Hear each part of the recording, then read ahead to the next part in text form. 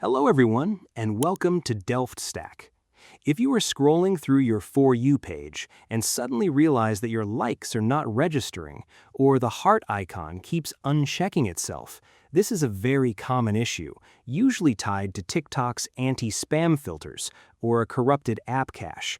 I have verified the latest troubleshooting steps, and I will show you exactly how to fix this right now.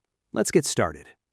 First, the most common reason you cannot like a video is that you have been temporarily rate limited. TikTok has a strict limit of around 500 likes per day. If you have been scrolling and tapping the heart button too quickly, the algorithm flags your account as a potential spam bot. Unfortunately, there is no button to bypass this. You simply need to stop liking videos, give your account a cooldown period of about 24 hours, and your regular access will automatically be restored. Next, if you definitely haven't liked hundreds of videos today, your app's temporary data might just be full or corrupted. Open your TikTok app, tap your profile icon in the bottom right corner, and then click the three horizontal lines in the top right corner. Select Settings and Privacy. Scroll down to the Free Up Space section and tap Clear right next to your cache.